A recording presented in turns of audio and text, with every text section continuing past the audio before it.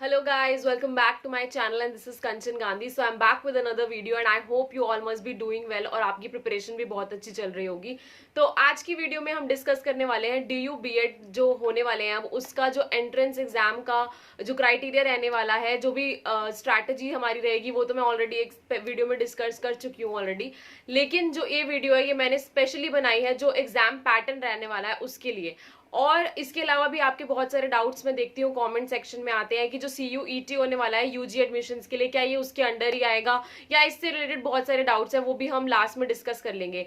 तो आइए चलते हैं वीडियो में। तो जैसा कि मैंने आपको बताया कि जो यूजी एडमिशन्स होने वाले हैं CUET के लिए वो अलग से इस बार कंडक्ट करा रहा है दिल्ली यूनिवर्सिटी, वो सेंट्रल यूनिवर्सिटी सारी कंडक्ट करा रही है और वो कुछ एक अपना मिनिमम स्कोर रखेंगे जिनके बेसिस पे आप जो BA वाले जो कोर्सेज हैं यानी बैचलर्स वाले जो कोर्सेज हैं उनमें एडमिशन ले पाएंगे। वो एक अलग थोड़ा सा है मैटर, उस पर हम डिस्कशन नहीं करेंगे। हम जो बेसिकली डिस्कस कर रहे हैं वो ये है कि जो BEd है वो PG एडमिशन्स के अंडर आता है। तो जो PG एडमिशन्स की जो एप्लीकेशन डेट्स हैं वो स्टार्ट हो गई हैं। 6 अप्रैल से आप इसके लिए अप्लाई कर सकते हो, चल रही है डेट्स, आप तो देख लेना कि आपको कैसे अप्लाई करना है। बाकी अगर इससे रिलेटेड भी आपकी कोई क्वेरी हो तो आप नीचे लिख देना, मैं उसको भी जल्दी से जल्दी आपको बताने की कोशिश करूंगी। अब हम डिस्कस करने वाले हैं जो पैटर्न रहने वाला है एग्जाम का। जो इनकी वेबसाइट पे जो पैटर्न है, मैंने थोड़े से नोट्स बना लिए ताकि मैं आपको देख देख के बता दूं। जो इनकी वेबसाइट पे जो पैटर्न इन्होंने दिया हुआ है बेसिकली उसमें इन्होंने मेंशन करा है कि ये वही देंगे कि सब्जेक्ट नॉलेज जो है वो स्कूल तक की होनी चाहिए, रीजनिंग और GA और लैंग्वेज प्रोफिशिएंसी, बस इन्होंने ये थोड़ा बहुत बताया हुआ है। इन्होंने पूरा प्रॉपर मेंशन नहीं किया, सब्जेक्ट्स मेंशन नहीं करे हैं, बस इन्होंने ये दिया हुआ है कि subject knowledge at school till senior secondary level and reasoning and GA, और उसके बाद इन्होंने मेंशन करा है लैंग्वेज प्रोफिशिएंसी। इसके अलावा इन्होंने अपनी वेबसाइट पे कुछ मेंशन नहीं किया, कोई सब्जेक्ट प्रॉपरली नहीं दिया है कि कौन सा स्पेसिफिक सब्जेक्ट्स ये लोग एग्जाम में पूछते हैं क्या है। तो उसके लिए मैंने ऑलरेडी पहले भी वीडियो बनाई है और इस बार जो पैटर्न रहने वाला है उस पर भी मैं थोड़ा सा आपको ब्रीफ दे देती हूँ अभी। तो जो ये DU BEd है 2020 का, जो 2022 का जो एग्जाम होने वाला है, इसका जो पैटर्न है वो ये है कि आपको 100 MCQ क्वेश्चन देखने को मिलते हैं एग्जाम में, जो 4 मार्क्स का होता है एक क्वेश्चन। ठीक है, तो आपके टोटल मार्क्स कितने हो गए? 400 नंबर का पूरा पेपर हो गया। 1 मार्क आपका कटेगा कि अगर आपने गलत आंसर, वही नेगेटिव मार्किंग होगी, अगर आपने गलत आंसर दे दिया वही 1/4 की होती है तो 1 नंबर आपका कटेगा, सही होगा तो आपको 4 नंबर मिलेंगे। इसके बाद टोटल टाइम जो मिलता है आपको वो 2 घंटे का मिलता है। 100 क्वेश्चन के लिए 2 घंटे बहुत इनफ होते हैं, आप आराम से कर सकते हो।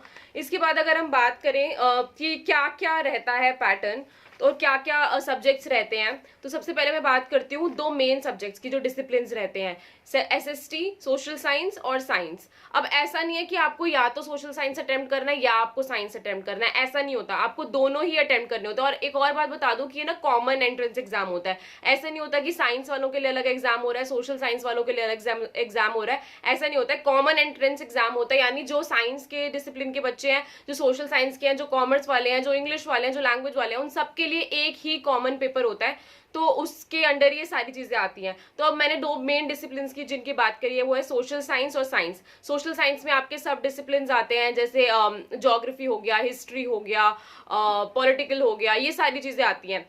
और साइंस में आपका फिजिक्स, केमिस्ट्री, बायो आता है। तो ये सारे जो सब्जेक्ट्स हैं ये आपके मेन होते हैं, मतलब ये ज्यादा आपको देखने वाले हैं। जो SST है वो 20 से 22 क्वेश्चन आपको देखने को मिलते हैं और साइंस के आपको 18 से 20 क्वेश्चन देखने को मिलते हैं। मैंने दोनों को मेंशन इसलिए करा है कि ऑब्वियसली आपका इन दोनों में से कोई एक चीज स्ट्रांग होगी जो आपने स्कूल लेवल पे पढ़ी होगी 11th-12th में। अब मान लो कोई साइंस का बच्चा है तो ऑब्वियसली ज्यादा अच्छा होगा, जो उसका ज्यादा अच्छा वाला पार्ट होगा वो साइंस होगा, और जो सोशल साइंस वाला बच्चा उसका ज्यादा अच्छा पार्ट सोशल साइंस वाला होगा।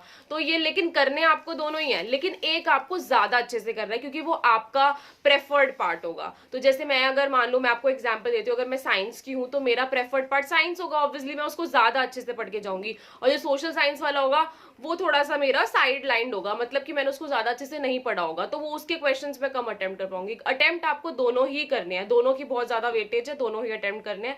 इसके बाद मैं आती हूँ रीजनिंग पे। रीजनिंग के आपको 8 से 10 क्वेश्चन देखने को मिलते हैं और ये 8 से 10 क्वेश्चन बहुत ही ईजी होते हैं अगर आप थोड़ा सा दिमाग लगाओगे। इसमें थोड़ा सा वो सिटिंग प्लान वाले क्वेश्चन आ जाते हैं, डायरेक्शन आ जाता है, तो इसमें थोड़ी बहुत ईजी क्वेश्चन होते हैं, थोड़ा सा दिमाग लगाना पड़ता है। ये क्वेश्चन भी इसमें ज्यादा कुछ टाइम नहीं लेते, आराम से इजीली सॉल्व हो जाते हैं। तो 8 से 10 क्वेश्चन आपको रीजनिंग के देखने को मिलते ही हैं। इसके बाद मैथ्स 6 to 7 क्वेश्चंस आपको देखने को क्वेश्चंस होते हैं जो आपको 11-12 में देखने को मिलते हैं, जैसे सेट से रिलेटेड क्वेश्चन हो गया, रिलेशन एंड फंक्शन के क्वेश्चंस हो गए।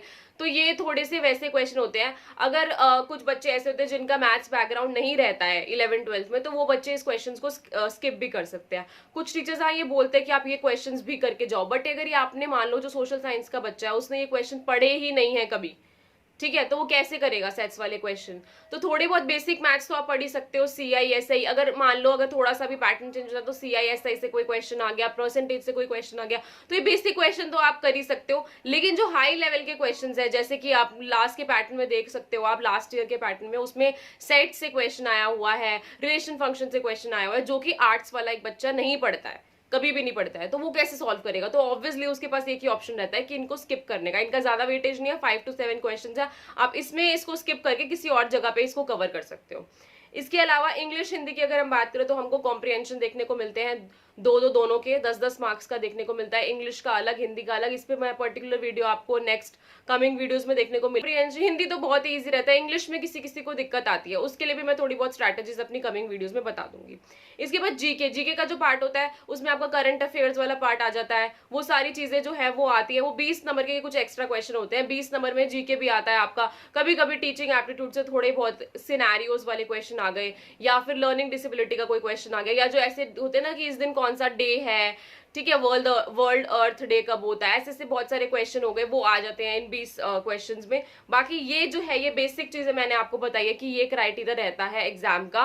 बाकी 2 घंटे आपको मिलते हैं, 100 क्वेश्चन आप आराम से कर सकते हो। और ऐसा नहीं होता कि पहले सेक्शन खुलता है, इंग्लिश का खुल रहा है, साइंस का खुल रहा है, ऐसा नहीं होता। रैंडमली क्वेश्चन आते हैं, कभी साइंस का आ रहा है, कभी सोशल साइंस का आ रहा है, कभी जीके का आ रहा है, कभी रीजनिंग का आ रहा है। ऐसे आपको एक के बाद एक सारा पैटर्न, एक सेक्शन एक साथ देखने को नहीं मिलता है, तो वो रैंडम क्वेश्चन चलते हैं। हाँ, बाकी स्क्रीन पे आपके यहाँ पे 100 क्वेश्चन की जो लिस्ट होती है वो शो होती है, और आप उस पर क्लिक करके किसी भी क्वेश्चन पे जा सकते हो।